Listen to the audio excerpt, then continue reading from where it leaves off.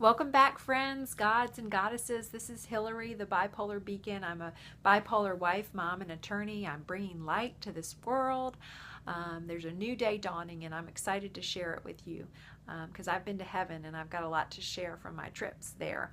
But I'm talking a little bit about mental illness, but also about my faith journey, wandering, feeling lost, hating God, hating religion, coming back, believing, going to church, all that mixed up together, and where I am finally today.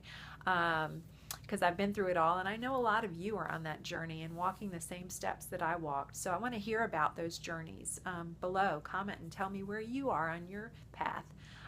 But this is the miracle, okay? This is the segment about the miracle that happened to me in 2014.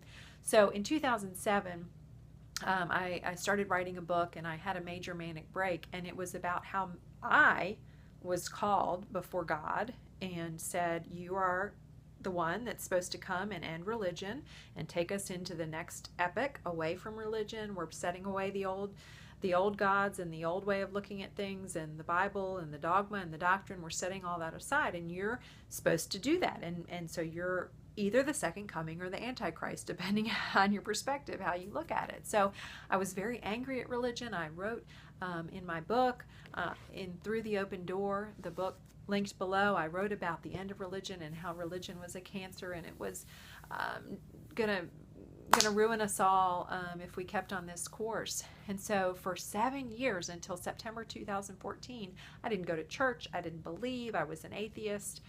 The only God I knew or believed in was love, human love, the love between all of us, and the love in my husband's eyes and my son's eyes and my best friend's eyes. That's what I believed in, not the Christian or monotheistic God. So that was 7 years of doubt and wandering and anger. And then in September 2014, the miracle, okay? The miracle. I'm cleaning out my car, and I find a little medallion just this big that had a Jesus fish cut into it. And I immediately threw it away. I said, I don't believe in you. Leave me alone. I don't want that crap.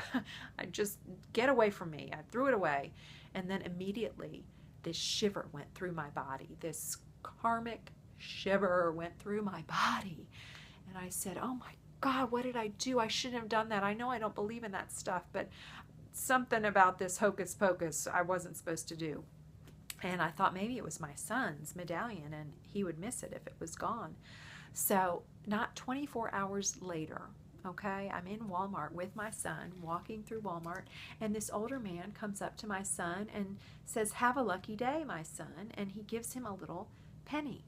And by God, if that penny didn't have a cross cut into it. And I said, could it be clearer? Could it be a clearer miracle that I threw God away? Literally, physically, literally. I threw him away, figuratively, all of that. I threw him away in the trash can, done with God. Get away from me. Cursed him.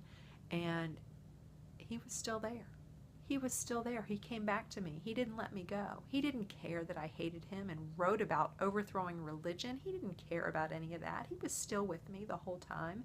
The God I believe in now, the special spiritual personal God, was with me, and he welcomed me back. And it was just a powerful miracle for me about God just always being there for us, just being like a best friend and forgiving, whatever it is.